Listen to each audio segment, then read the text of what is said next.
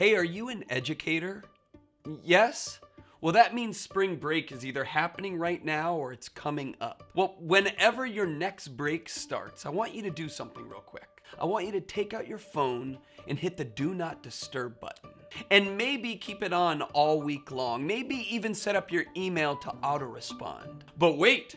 What if a parent texts or emails? They usually expect me to answer those texts right away. Well, they'll just have to wait until your break is over. But what if I get a notification from the Blooms or Remind or Class Dojo or whatever app? That'll just have to wait until your break is over. But what if my principal has a question for me during break about a student's grade or about my evaluation coming up or something else that they think is urgent? They will just have to wait until your break is over. But what if a student has a question about an assignment that we started and they're trying to work on it over break? Well, first, good student, but they'll just have to wait until the break is over.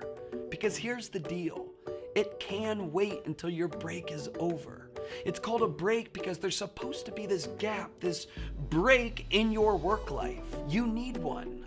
I know parents and administrators and students can sometimes expect you to be on at all times, to be on in the evenings and the weekends and during breaks. But that doesn't mean you have to be. You need time to be off, unplugged, unreachable, where you can recharge so that you can effectively answer all of the communications and be back on. You are not a human doing.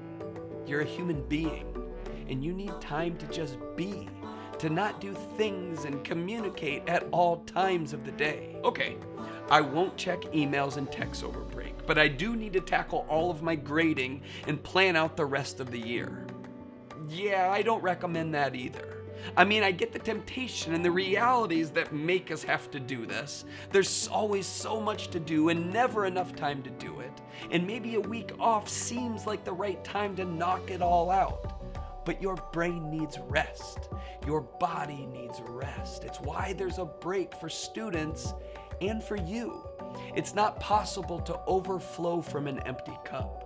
And so if all of the time during breaks is spent hunched over a laptop thinking about your work and grading your work and planning your work, you're only giving and not receiving. You're pouring out without getting filled back up. Now, if there is some grading and planning that has to get done, yeah, dedicate a little time to it. Cut out an hour a day to accomplish some of that over the break. But set an alarm for that hour and turn off the computer when the alarm goes off, even if you didn't finish.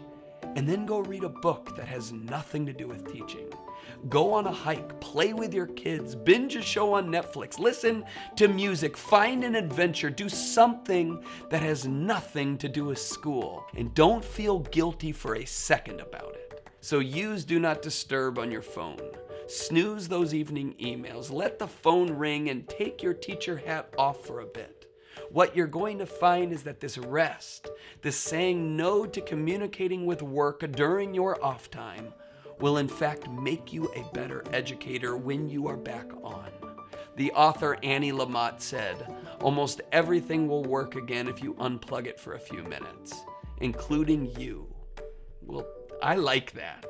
So whether it's spring break or the weekend or even this evening, I hope you can unplug and rest.